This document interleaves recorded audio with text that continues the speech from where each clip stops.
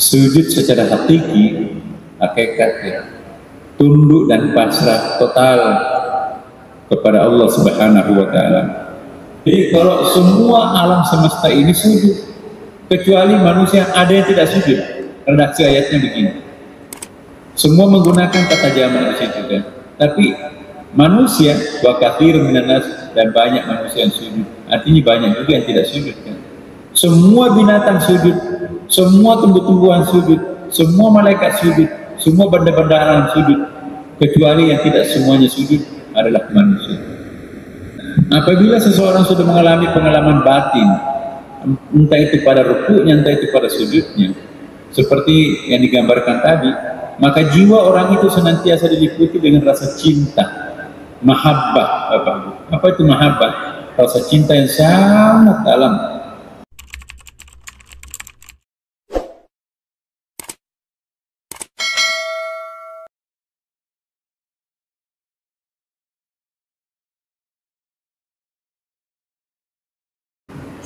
Bismillahirrahmanirrahim. Assalamualaikum warahmatullahi wabarakatuh.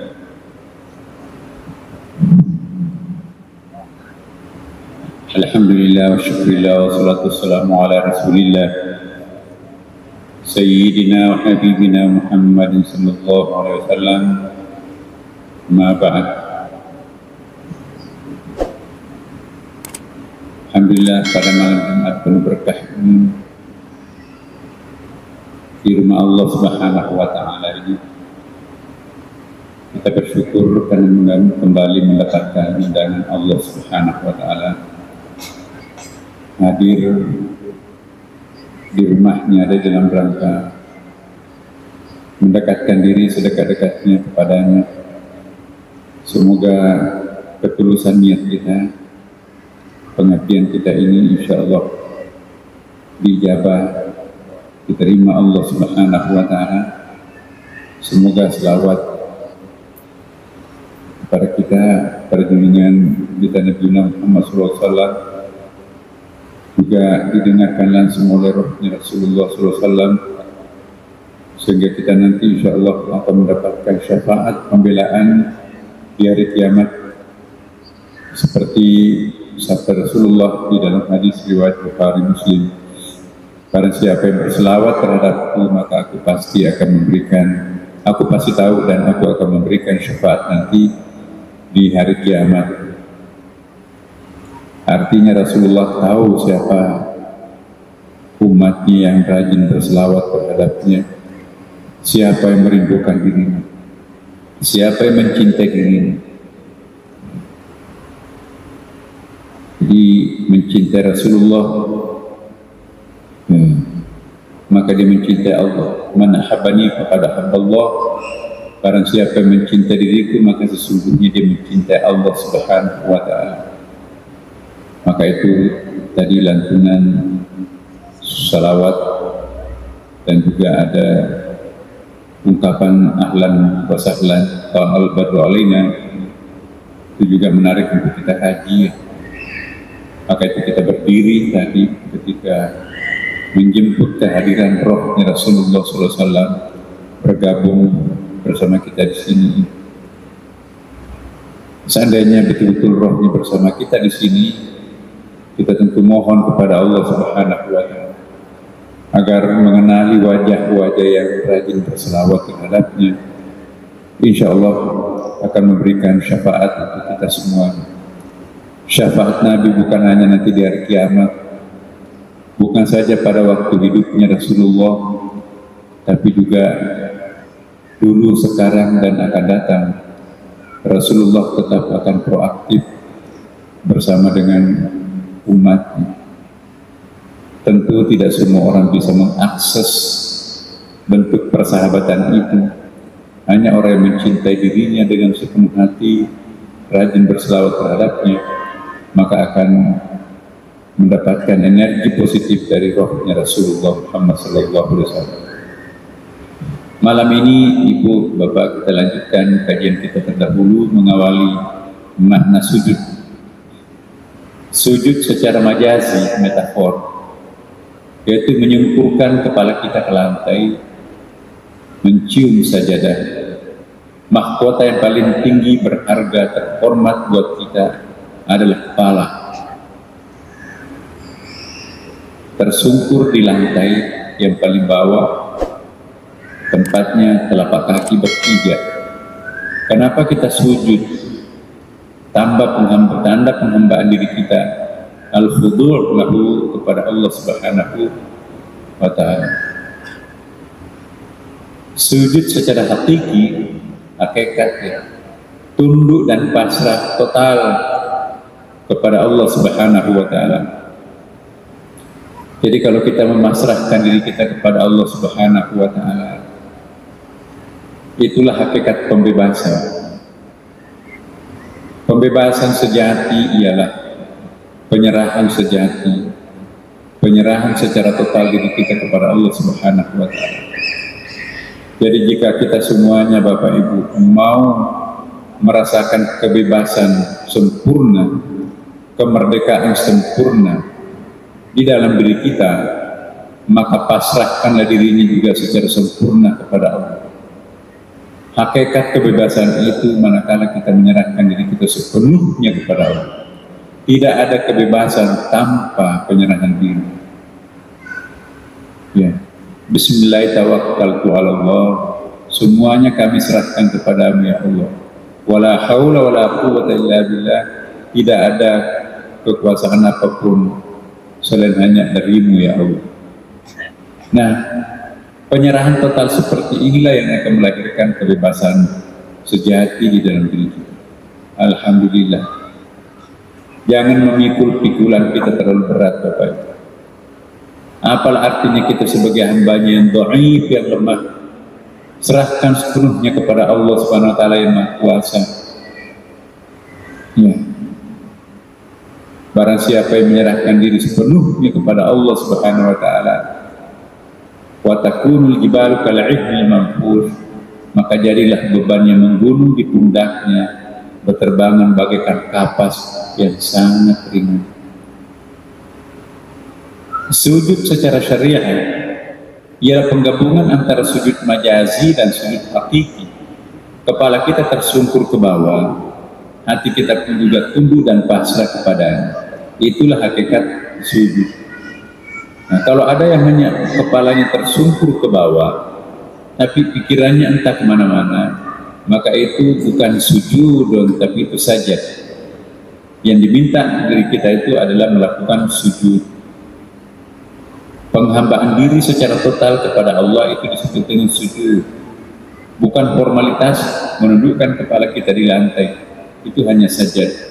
Kalau kita hitung-hitung lebih banyak sajad atau sujud, sangat sedikit kita melakukan sujud. Yang banyak kita lakukan hanya sajad. Kalau sujud lain Bapak.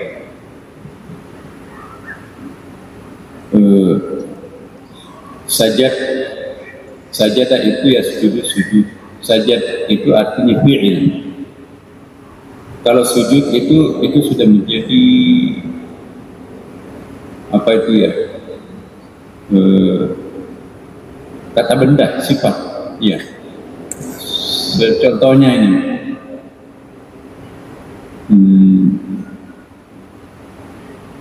Minum kopi. Minum kopi itu kata kerja kan? Berarti tidak setiap saat minum kopi orang itu. Merokok itu kata kerja.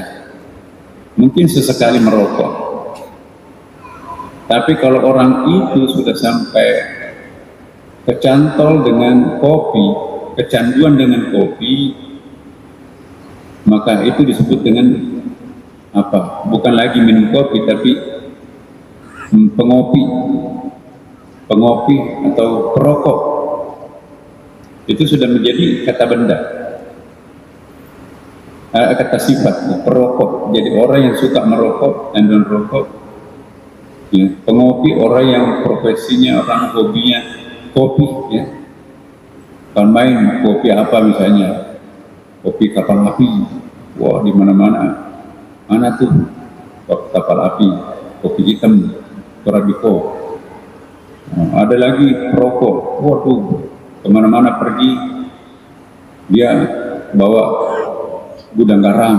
Nah, itu sudah melekat menjadi sebuah kata sifat pada dirinya sendiri, perokok, pengopi. Tapi kalau begitu kecanduannya luar biasa, puluhan tahun, 20 tahun merokok, ya, 20 tahun ngopi, itu bukan lagi kata sifat, tapi menjadi kata benda. Oh, gudang garam datang. Jadi gudang garam datang, jadi artinya sudah menjadi satu kesatuan. Kapal api datang, berubah namanya. Wah, bir datang. Jadi sudah menjadi namanya kopi itu. Nah, demikian pula halnya kalau orang hanya sujud sekali-sekali, ya, atau yang sujud itu hanya kepalanya, itu saja. Tapi kalau menjadi pecandu sujud, hobinya sujud dan hatinya totalitas dirinya sujud, maka itu yang disebut dengan sujud, ahli sujud.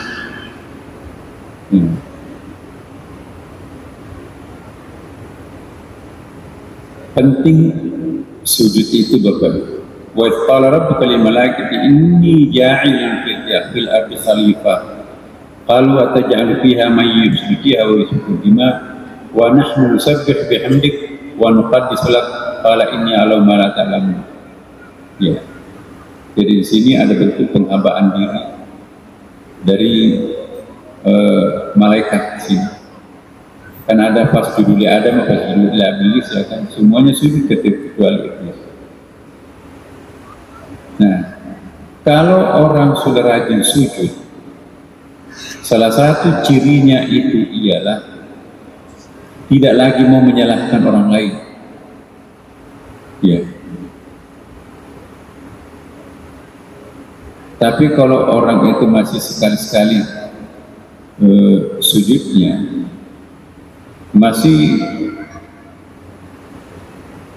ada alasan, masih ada apa ya istilahnya itu, masih ada sedikit keberatannya. Kalau nggak mau sujud sama sekali, maka itu namanya dalam Al-Quran itu istikbar. Mari kita lihat contohnya. Iblis itu disebut istikbar, takbur. Kenapa? Karena dia tidak mau sujud. Ma mana'aka an tasjuda lima khalaqtu biyadayya. Hai iblis, kenapa enggak mau sujud yang aku ciptakan Adam itu dengan kedua tanganku sendiri, handmade-nya Allah. Saya perlu tegaskan di sini Bapak Ibu, satu-satunya handmade Allah. Apa itu handmade? Kalau batik itu batik lukis, batik tulis, bukan batik pabrik. Harganya mahal kan kalau batik tulis itu. Nah, batik tulis itu manusia itu, sedangkan yang lainnya pabrikan. Malaikat, jin, makhluk lain itu semuanya diciptakan melalui sistem. Tapi kalau manusia itu handmade-nya Allah. Ya. Tsumma sawwahu wa nafakhtu fihi, bukan wa nafakhna. Ya. Ada lagi satu ayatnya itu wa nafakhtu fihi min ruhi tsumma sawwahu wa nafakha fihi min ruhi. Ya. Jadi Allah menciptakan langsung manusia itu sebagai kandidat representatifnya di muka jagat raya ini, namanya manusia. Maka itu Allah menegur malaikat Jibril, Iblis, kenapa enggak mau sujud yang aku ciptakan dengan ciptaan kedua tanganku, makhluk sombong ya. Kenapa harus saya sujud kepada manusia? Khalaqtahu min tin, dia diciptakan dari tanah yang jorok. Wa khalaqtu min nar, dan aku diciptakan dari api. Api lebih mulia daripada tanah jorok. Maka itu pertama apa yang dilakukan iblis, tidak mau sujud, ya, menolak perintah Tuhan untuk sujud. Dan yang kedua, istikbar, memandang enteng, ngapain sujud sama manusia. Jadi sikap iblis itu disebut istikbar. Maka itu disebutkan kelanjutan ya tadi, astakbarta, apakah kamu istikbar, orang takbir seperti iblis? Ya.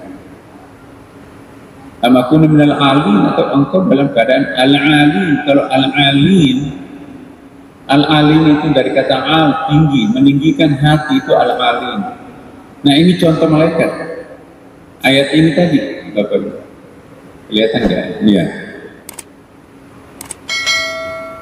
Al-alim. Kata-kata yang al-alim di sini Bapak itu bisa dipahami dari kata wa nahnu nusabbihu bihamdik wa nuqaddisu lak. Padahal kami yang senantiasa bertasbih dengan memuji Engkau. Jadi menepuk dada sebagai ahli ibadah. Ini pelajaran buat kita, sekalipun kita ahli ibadah, jangan menunjukkan dada kita kepada Tuhan, aku ahli ibadah loh kepadamu ya Allah. Inilah yang membuat Allah tersinggung. Buktinya dalam ilmu balaghah ada huruf takkid, ini a'lamu ma la ta'lamun, itu intonasinya tinggi di situ. Aku lebih tahu daripada kalian. Oh, marah Tuhan kan. Yang bikin marah Tuhan bukan dialog mempertanyakan kebijakan Tuhan, tapi menepuk dada. Kamu menepuk dada ahli ibadah. Ya. Padahal memang kamu aku ciptakan untuk beribadah. Tidak perlu memuji diri sebagai ahli ibadah karena itu kewajiban. Lalu setelah itu Allah Subhanahu wa taala menegurnya, ini Allah Maha Ta'ala. Apa yang terjadi? Malaikat itu menangis sejadi-jadinya, berputar mengelilingi arasy. Dari situlah kita ikuti tawaf mengelilingi Ka'bah, Bapak. Jadi tawaf itu ibadah pertama secara formal hamba Allah yang diawali tawafnya malaikat mengelilingi arasy istana Tuhan, dan pada saat itu Tuhan tidak pernah menyapa lagi malaikat. Nanti disapa setelah beberapa kemudian dan mengatakan 40 hari, turunlah kalian ke Baitul Ma'mur. Dibikinkan malaikat itu miniatur persembahan, miniatur rumah ibadah, dibawa garis tusuk sate ke bawah, di bawahnya istana Tuhan, namanya Baitul Ma'mur. Dari situlah malaikat melanjutkan tawafnya. Ya. Dari situ juga Adam dan Hawa ikut bertawaf bersama para malaikat di Baitul Ma'mur. Ketika Adam dan Hawa itu juga ikut melakukan pelanggaran dalam bentuk wala taqrabu sajarah, jangan dekati buah huldi itu, pohon-pohon itu, malah justru dimakan buah huldinya, langsung terlempar ke bawah. Maka itu Adam minta juga rumah pertobatan seperti rumah pertobatan yang diberikan malaikat dalam bentuk Baitul Ma'mur. Maka malaikat memerintahkan maka Allah memerintahkan malaikat bangunkan rumah pertobatan Adam Hawa di Makkah. Maka itu inna awwala baitin wudi'a lin-nas lalladzi bi Bakkah mubarakan lil alamin. Rumah yang paling pertama, bangunan pertama, rumah ibadah pertama, bahkan bangunan pertama di muka bumi ini ialah Ka'bah. Ya. Ka'bah di Makkah. Dari situ Adam, kemudian istrinya itu Hawa itu di Jeddah. Jadi Jeddah itu artinya nenek. Kenapa? Terdamparnya Hawa itu di Jeddah, sedangkan Adam itu di Mekah. Ketemunya di padang Arafah. Bukit Arafah di situ bukit perjumpaan. Arafah artinya perjumpaan Adam dengan Hawa. Apa yang diminta di situ itu bukan minta makan, bukan minta minum, tapi minta dibangunkan rumah pertobatan. Bahkan telanjang kan, mereka itu dalam Al-Quran disebutkan menutupi auratnya dengan dedaunan. Yang dia minta bukan minuman, bukan makanan, bukan pakaian, tapi rumah pertobatan. Jadi kalau kita dalam keadaan bersalah, yang paling pertama kita harus cari itu adalah rumah pertobatan. Datanglah ke Masjid Istiqlal, siapapun yang melakukan dosa besar, untuk melakukan pertobatan kepada Allah. Leburkan hancurnya dosanya di Masjid Istiqlal. apalagi ini malam Jumat. Di sini kita difasilitasi bagaimana kita melakukan istighatsah, memohon ampun kepada Allah. Semoga kita nanti pulang ke rumah, pulang dalam keadaan kayaumi waladat ummu, bagaikan kita lahir dari perut ibu tanpa dosa sedikit pun. Kenapa? Karena kita sudah menghancurkan dosa kita selama 1,5 jam di Masjid Istiqlal. Itu harapan kita, semoga Allah mengabulkan. Nah, setelah malaikat melakukan hal seperti itu, muncullah ayat berikutnya. Wa 'allama Adama al-asma'a kullaha thumma 'aradahum 'alal malaikah wa qala anbi'uni bi asma'i haula in kuntum shadiqin. Dan dia mengajarkan kepada Adam nama-nama seluruhnya. Jadi nama-nama itu pelajaran pertama Adam itu adalah al-asma, nama-nama. Apa itu nama-nama? Nanti kita akan bahas panjang pembahasannya ini. Kemudian mengemukakannya kepada para malaikat, memaparkan, aku diajari Allah. Malaikat belum pernah diajarkan kayak gitu. Hanya manusia yang diberikan pelajaran asma. Lalu setelah didemonstrasikan oleh Adam kehebatan ilmunya itu, barulah malaikat sadar, pantas Allah memerintahkan kami, kita semuanya sujud kepadanya. Memang manusia itu dahsyat. Ya. Apa kata malaikat? Ya. Wa qala anbi'uni bi asma'i haula'i in kuntum shadiqin. Sebutkanlah kepada aku nama-nama. Jadi Allah mengatakan, sebutkanlah nama-nama aku Adam. Kayak Adam, kamu sudah saya ajari, coba demonstrasikan di depan malaikat, di depan jin, apa yang aku berikan kepadamu. Kalau subhanallah, setelah didemonstrasikan apa yang dia barusan pelajari dari Allah, apa kata mereka, para malaikat? Qalu subhanaka la ilma lana illa ma 'allamtana innaka antal alimul hakim. Ini pengakuan angkat topi malaikat kepada Adam. Mereka menjawab, yaitu para malaikat, Maha suci Engkau, tidak ada yang kami ketahui selain dari apa yang telah Engkau ajarkan kepada kami. Sesungguhnya Engkau yang Maha mengetahui lagi Maha bijaksana. Ya, itulah hebatnya Adam. Jadi Bapak Ibu, kelemahannya iblis dua. Pertama, memandang enteng Adam sebagai ciptaan dari tanah jorok. Padahal Allah mengingatkan, aku ciptakan dengan kedua tanganku loh. Berarti sama dengan menghina aku kalau menghina Adam. Yang kedua, kelemahannya iblis, kekurangannya iblis, tidak mau sujud kepada Adam. Pokoknya no way, tidak mau sujud kepada Adam. Sedangkan iblis, ya, dia mengangkat dirinya tinggi-tinggi sebagai ahli ibadah, ya, sedangkan memandang enteng manusia sebagai nanti akan merusak lingkungan alam, nanti dia akan melakukan pertumpahan darah. Jadi dalam memandang enteng Adam sebagai nanti akan merusak lingkungan hidup, nanti dia akan merusak alam, nanti dia akan melakukan pertumpahan darah. Memang itu kan terbukti.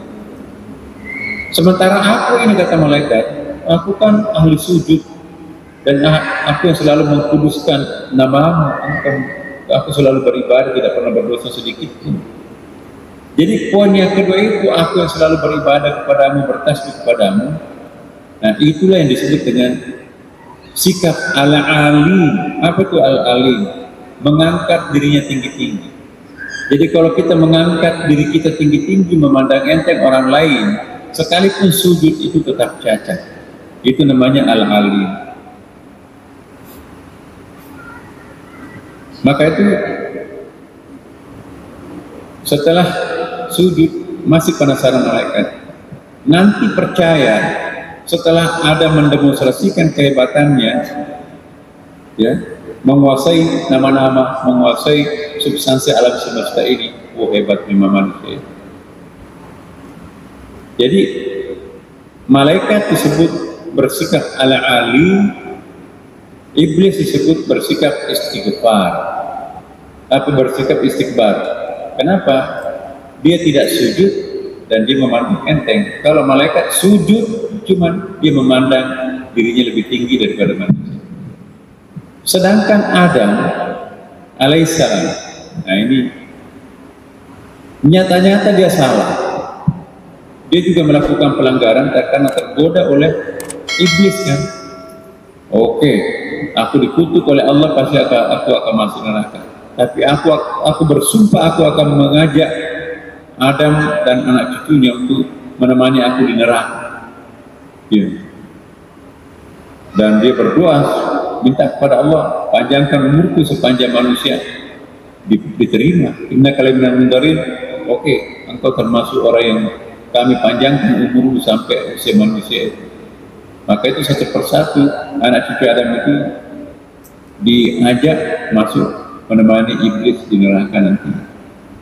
Ya. Ketika Adam bersalah, Adam dan Hawa bersalah, apa? Ini kita lihat kehebatan anak manusia namanya Adam. Apa ungkapan Nabi Adam?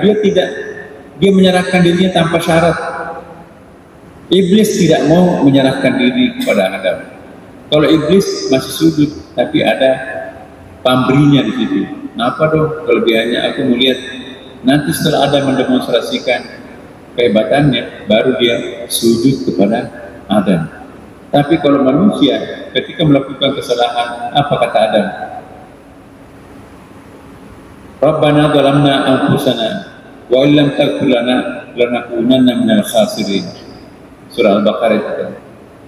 Ya Allah, aku barusan menganiaya diriku sendiri. Jadi dia tidak menuding iblis, dia tidak menyalahkan malaikat, dia tidak menyalahkan siapapun. Nah, ini contoh orang yang luhur. Jadi kalau kita melakukan dosa besar, kalau kita melakukan pelanggaran, jangan lagi menuding orang lain gara-gara itu, gara-gara siapa lagi. Saya sebetulnya tidak mau, tapi nah coba contohnya Nabi Adam. Nyata-nyata dipengaruhi, digoda oleh iblis, tapi apa kata Nabi Adam? Aku menganiaya diriku sendiri. Dia tidak mengatakan aku digoda oleh iblis itu yang jahat itu. Nah, belajarlah seperti akhlaknya Nabi Adam. Dia nyata-nyata terpengaruh, digoda oleh provokator iblis itu, tapi dia tidak pernah menunjuk batang hidungnya orang lain. Biarkan ini menjadi tanggung jawabku sendiri. Itu gentleman itu Adam. Dalam nafsu aku baru menganiaya diriku sendiri. Dia enggak menunjuk orang lain. Maka itu langsung diterima doanya, ditobatkan oleh Allah SWT. Jadi kalau rahasianya Bapak Ibu, kalau mau cepat diterima tobatnya oleh Allah, jangan menunjuk orang lain sebagai faktor. Tanggung jawab aku ya Allah. Aku sesungguhnya berdosa. Jungkir balik itu iblis menggoda, tapi kalau bukan aku yang tunjuk, pasti nggak akan mempan. Makanya itu, ini pelajaran buat kita semuanya. Kalau kita bersalah, nggak usah melibatkan orang lain. Sekalipun nyata-nyata ada pihak lain yang terlibat, biarkan aku yang menanggung. Nggak usah terseret-seret orang lain. Itu orang yang bertanggung jawab. Seperti Nabi Adam. Rabbana zalamna anfusana, aku baru menganiaya diriku sendiri. Jika engkau tidak memaafkan kami ya Allah, maka kami akan pasti menjadi makhlukmu, hambamu yang khasir, apa itu, merugi. Enak. Enggak ada embel-embel. Malaikat masih ada embel-embelnya, apa iya? Setelah didemonstrasikan kehebatannya, baru iya memang hebat. Kalau iblis malah nggak mau sujud, bahkan tetap memandang diri Adam itu hina. Tapi Adam begitu melakukan kekeliruan, ya Allah ampuni hamba, aku menganiaya diriku sendiri. Dia tidak melibatkan orang lain. Kalau ingin cepat diampuni dosanya, ya Allah, aku barusan bersalah kepadamu. Akulah yang menganiaya diriku sendiri. Wa ma zalamahumullah walakin anfusahum yadzlimun.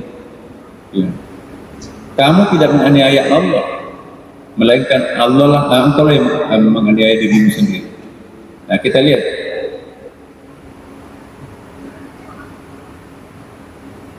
Innama yu'minu bi ayatina alladziina idza dzukiru biha kharru sujada wa sabbahu bihamdi rabbihim wa hum la yastakbirun. Ayat ini surah Sajadah Bapak Ibu. Setiap malam Jumat di Masjid Istiqlal ini, kalau ada waktunya Bapak Ibu, salat jamaah subuh di Istiqlal ini akan dipimpin oleh imam yang setiap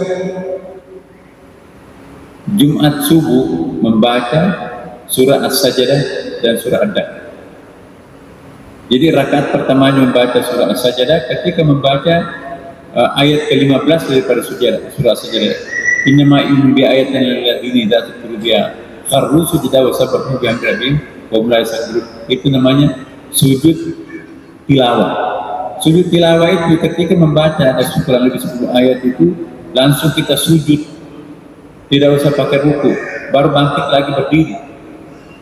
Apa artinya? Nama ini sesungguhnya orang-orang yang beriman dengan ayat-ayat kami adalah orang-orang yang apabila diperingatkan dengan ayat-ayat kami, kata Allah, mereka menyungkurkan dirinya sujud dan bertasbih memuji Tuhannya, sedang mereka itu tidak menyombongkan diri.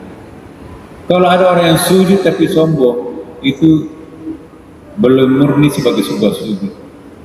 Orang yang sujud itu bentuk penghilangan kesombongan. Logikanya kalau ada orang yang rajin sujud tapi masih tersisa kesombongan, egoisme pada dirinya, itu tidak ada asar sujudnya. Kita perlu ada asar sujud. Apa itu asar sujud, Bapak Ibu? Bekas sujud itu bukan hitam di dahi. Asar sujud itu bukan hitam di sini, di jidatnya. Ada ayatnya kan? Muhammadur Rasulullah walladzina ma'ahu asyidda'u 'alal kuffar wa ma bainakum tarahum ruk'an sujadan yabtaguna fadlan minallahi wa ridwana simahum fi wujuhihim min athari sujud. Ya. Tanda-tanda mereka tampak pada muka mereka dari bekas sujud. Bekas sujud itu bukan hitam di sini, tetapi tidak sombong, itu bekas sujud. Tidak egois, itu bekas sujud. Tidak ingin populer, itu bekas sujud. Tidak pernah berbohong, itu bekas sujud. Selalu ingat kepada Allah, selalu menjauhi larangannya, itu semua disebut bekas sujud. Bukan tanda-tanda fisik, tapi itu tanda-tanda perilaku. Itu disebut dengan asar sujud. Semakin sering orang itu bersujud, maka hilang kesombongannya. Kalau sering sujud tapi masih tetap sombong, maka itu hanya sajad. Orang yang sujud itulah yang akan kehilangan kesombongan. Kenapa? Karena Allah lah, kata Rasulullah, kesombongan itu selimutku, itu hadis kursi. Kata Allah dalam hadis kursi, kesombongan itu selimutku, jangan ada yang pakai selimutku. Barang siapa yang sombong itu menggunakan selimut Allah yang dilarang untuk digunakan. Dan sujud itu bukan hanya pekerjaannya manusia. Sujud itu semua sujud. Alam tara anna Allah yasjudu lahu man fis samawati wa man fil ard wasyamsu wal qamar wan nujum wal jibal wal syajar wad dawab wa katsirun minan nas wa katsirun haqqa alaihi adab wa may yuhinillah wa ma lahu min mukramin innallaha yaf'alu ma yasha. Jadi maksudnya semua apapun yang ada di langit maupun yang ada di bumi, termasuk di situ adalah bumi, matahari, bulan, bintang, gunung, pepohonan, tumbuh-tumbuhan, hewan, dan sebagian manusia ini. Wa katsirun minan nas, banyak manusia itu sujud. Jadi kalau semua alam semesta ini sujud, kecuali manusia ada yang tidak sujud. Redaksi ayatnya begini. Semua menggunakan kata jamak di situ kan. Tapi manusia wa katsirun minan nas, dan banyak manusia yang sujud. Artinya banyak juga yang tidak sujud kan. Semua binatang sujud, semua tumbuh-tumbuhan sujud, semua malaikat sujud, semua benda-benda alam sujud, kecuali yang tidak semuanya sujud adalah manusia. Ini. Setelah Rasulullah disuruh ruku, ia diminta untuk memandang arasy. Rasulullah memberitakan, lalu aku pun memandang keagungan hingga napasku terasa hilang, terengah-engah. Lalu aku pun pingsan. Kemudian aku diilham untuk mengucapkan Subhana Rabbil Azim. Ini yang pada waktu ruku ya. Kemudian nanti sujudnya lebih dalam lagi.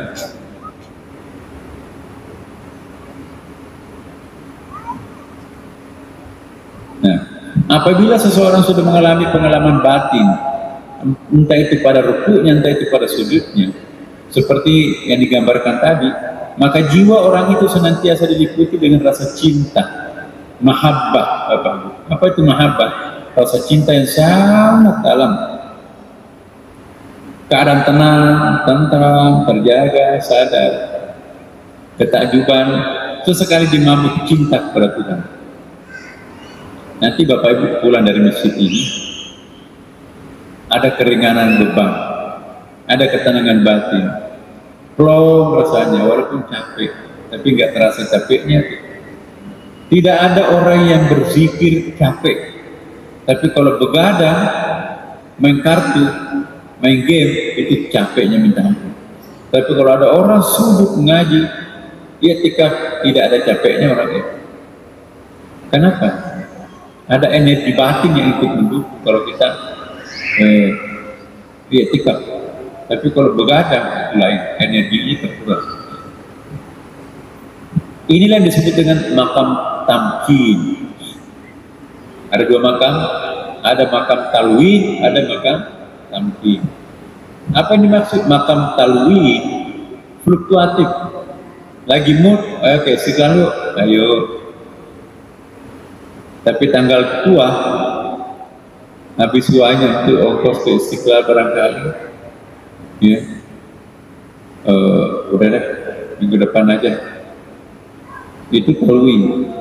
Tapi kalau orang tamkin, dia mampu membuat satu program, pokoknya selama 1 bulan penuh, setiap bulan kami akan menyempatkan diri ke Istiqlal. Sudah pintar memanage, ya. Ini ada anggaran Istiqlal berapa? Itu namanya tamkin. Sudah permanen untuk memprogramkan program akhiratnya di Istiqlal atau di tempat-tempat masjid-masjid yang lain. Nah, kalau hanya menyerahkan emosinya saja, kalau lagi mood, ya datang. Tapi kalau lagi nggak mood, ya nggak datang. Ya. Orang yang talwin masih on off keimanannya, Bapak. Di antara kita mungkin masih ada yang seperti ini. Kalau lagi mood datang, kalau enggak. Gampang sekali beralasan nggak datang. Itu namanya talwin. Tapi kalau orang sadar betul bahwa hidup ini harus dijalani dalam keadaan longgar maupun dalam keadaan ketat atau sempit, dia tetap. Itulah yang disebut dengan tamkin. Dan itu juga orang yang bertakwa, kan. Alladzina yunfiquna bis-sarra wa dharra. Orang yang menanggung risiko, menafkahkan hartanya di jalan Allah dalam keadaan longgar maupun sempit. Jadi tidak terasa apakah dia sempit atau longgar, pokoknya ibadahnya tidak berkurang. Kalau ada orang nanti rajin beribadah itu kalau nggak ada masalah, tapi begitu ada masalah, hilang, copot itu salat sunatnya. Sibuk-sibuk sedikit ada pesta, udah ketinggalan salat sunatnya, boro-boro salat sunat. Salat fardunya pun juga ditinggalkan, itu talwin. Tapi kalau orang sudah tamkin, sesibuk apapun di kantornya, sesibuk apapun di rumahnya, tidak pernah meninggalkan langganan-langganannya kepada Allah. Inna sholati wa nusuki wa mahyaya wa mamati lillahi rabbil alamin. Ini adalah untuk Tuhan. Hidup ini untuk Tuhan, bukan untuk dunianya. Maka itu mari kita belajar untuk menjadi tamkin. Ya. Tanda-tanda orang yang tamkin itu tidak pernah terpengaruh oleh situasi subjektif dirinya sendiri. Barusan bertengkar dengan suaminya, dia sudah salat. Ya. Sebagai suami, tidak perlu mendengarkan semua kata-kata istri. Nanti gak bisa khusyuk. Tapi sebagai seorang istri, ya sama. Tidak semuanya juga harus diikuti kata-kata suami. Gak usah pergi sholat, ngapain ke masjid? Ya, beri pengertian. Nanti juga pada akhirnya mengerti. Ya, saya salah, saya gila tadi.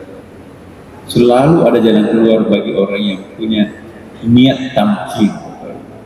Sekali lagi, selalu ada jalan keluar bagi orang yang punya niat luhur.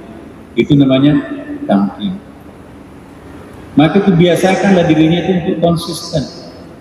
Jangan suka bobol, konsisten satu minggu berikutnya enggak. Sekali kita bobol Bapak, gampang. Contohnya, bertahun-tahun dia puasa Senin Kamis. Begitu keluar negeri, hilang puasa Senin Kamis. Alasannya musafir, alasannya fikih, Ramadan, puasa Ramadan juga boleh boleh diganti ya di hari lain, apalagi cuma puasa sunnah.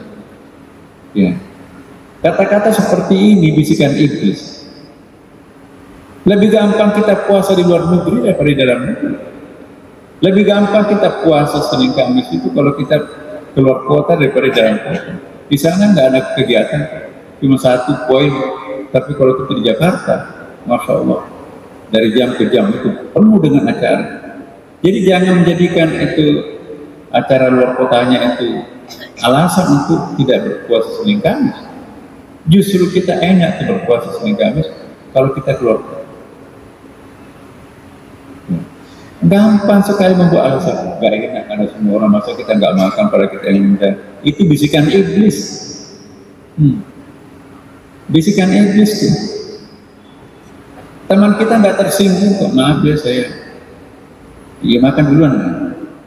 Tapi jangan dipamerkan. Maaf ya Bapak Ibu teman-teman, saya tidak ikut makan ya karena saya puasa. Mengumumkan dirinya puasa itu riya. Cari alasan lain untuk tidak mengedepankan aku sedang puasa Senin Kamis. Ya silakan, gampang kok. Makan duluan aja. Karena kalau kita mengatakan saya puasa, orang lain nggak mau makan tuh. Gak enak maksudnya. Tapi kok iya nantilah gampang. Artinya nanti maghrib saya makan. Itu pintar kok berdiplomasi itu tanpa harus menepuk dada aku puasa loh. Nah, kalau ada orang memamerkan dirinya puasa Senin Kamis, itu riya. Sembunyikan ibadah sunat itu. Jangan soal itu setiap malam sholat tahajud, nggak usah diucapin. Makin sering kita bocorkan ibadah-ibadah itu, maka seperti malaikat tadi, aku kan suka bertasbih kepadamu, aku suka beribadah. Itu namanya al-alim. Tanpa diberitahu siapapun Allah Maha Tahu. Nah, maka itu belajarlah untuk menjadi tamkin. Tinggalkan talwin. Tapi untung talwin daripada tidak sama sekali. Kalau talwin lumayan karena sudah melakukannya kan, cuma ya bolong-bolong. Ya. Ada yang memang nggak pernah sama sekali. Ya. Jadi inilah yang disebut dengan makam tamkin, keteguhan hati dan tegar. Kemudian Bapak Ibu, Rabi'ah Adawiyah menghabiskan malam harinya hingga fajar hanya dalam satu ruku. Ini kalau ruku ya. Nah, sujudnya Nabi sama panjangnya kalau kita membaca surah Al-Baqarah. Iya kan? 3 juz surah Al-Baqarah. Aisyah radhiyallahu anha pernah menjelaskan, Nabi itu kalau salat malam di rumah, ya bukan di masjid. Kalau di masjid itu panjang. Sujudnya itu seperti membaca surah Al-Baqarah. Kalau ibu-ibu baca surah Al-Baqarah berapa jam? Apalagi kalau terbata-bata, susah itu. Nah, Nabi sedikit sekali tidurnya.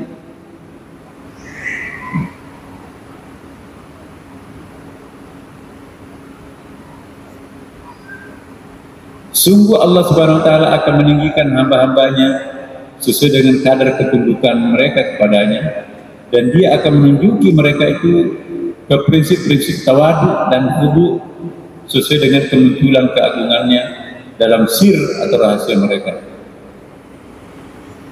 Ya. Nah, ini rahasia bangkit dari sujud. Sujud pertama, insya Allah minggu depan kita akan bahas. Kenapa 2 kali sujud, cuma 1 kali ruku? Itu ada semua hikmahnya. Dan saya simpulkan ya bahwa mari Bapak Ibu meningkatkan kualitas sujud kita. Bukan lagi menjadi kata kerja, tapi menjadi kata benda. Orang yang sujud sajadah, orang yang selalu bersujud, ya, itu sajid. Orang yang memang menyatu dengan sujud, maka itu namanya sujud. Ada merokok, ada perokok, ada rokok. Jadilah rokok, jadilah sujud. Ya, jadi ada sujud, ada sajad, ada sajid, ada sujud. Kalau sajad itu temporary sujud. Kalau sajid memang sudah sering sujud, tapi hatinya belum konsisten. Tapi kalau sujud, masya Allah, sering sujud dan isi sujudnya benar-benar sujud. Mari kita meningkatkan kualitas diri kita, bukan saja sajad, bukan juga sajid, tapi adalah sujud. Jadi kata benda, ya, sujud, ahli sujud benar kita. Di mata Allah orang yang suka sujud, itulah akan menjadi kekasihnya Allah Subhanahu wa Ta'ala, seperti yang pernah kita baca pada pertemuan yang lalu, ayat-ayatnya. Allah Subhanahu wa Ta'ala mengatakan begini, alladzina yabituna rabbihim sujadan wa qiyama, orang-orang yang melalui malam hari dengan bersujud dan berdiri untuk Tuhan mereka. Orang ngorok tapi dia masih sujud dan berdiri. Nah, kita diminta ya alladzina amanu warsujudu wa'budu rabbakum wa fa'alul khaira lakum tuflihun wa qulna lahum udkhulul baba sujada, dan kami katakan kepada mereka, masukilah pintu gerbang itu sambil bersujud. Tundukkan hati. Orang yang rajin bersujud, Bapak Ibu sekalian, malaikat akan respect terhadapnya. Inilah nanti yang digambarkan Rasulullah. Ya Allah, mudah-mudahan kita semuanya bisa seperti ini, Bapak Ibu. Dalam satu riwayat itu disebutkan, Nabi ketika Mi'raj menyaksikan, ya Rasulullah, apa ya Jibril, ini ada apa ini kok malaikat pada heboh ini? Pokoknya kerja bakti, pasang karpet merah, pasang umbul-umbul, pasang lampu-lampu berwarna-warni, ya pakaiannya itu pakai jas seragam lah, kira-kira pakaiannya protokolnya lengkap. Ini ada apa sih? Ada yang nyemprot, harum semua. Ya, kayak presiden mau lewat itu. Ada apa sih? Oh iya, ada sahabatnya Allah akan lewat. Siapa sahabat Allah? Jadi satu hari sebelum hamba Allah dicabut nyawanya, malaikat langit pertama, 2, 3, 4, 5, 6, 7 sibuk membuat karpet untuk menjemput kekasihnya Allah Subhanahu wa Ta'ala. Siapa itu? Oh, itu kekasihnya Allah, jamaah aktifnya Masjid Istiqlal, besok dipanggil menghadap Allah. Tapi kok kenapa malaikat semuanya heboh seperti ini? Ya, namanya sahabatnya Allah. Ada juga sebaliknya. Kok kenapa itu malaikat sangar-sangar itu pada keluar dengan wajah mengerikan itu, sibuk mengumpulkan kayu bakar. Apa itu? Ada musuhnya, Allah akan lewat. Nah, ya Allah, pemandangan ini sangat mengesankan buat kita. Maka terjadilah kita orang yang dijemput oleh malaikat langit. Insya Allah Subhanahu wa Ta'ala akan memberikan jalan karpet merah untuk kita sampai kepadanya. Wassalamualaikum warahmatullahi wabarakatuh.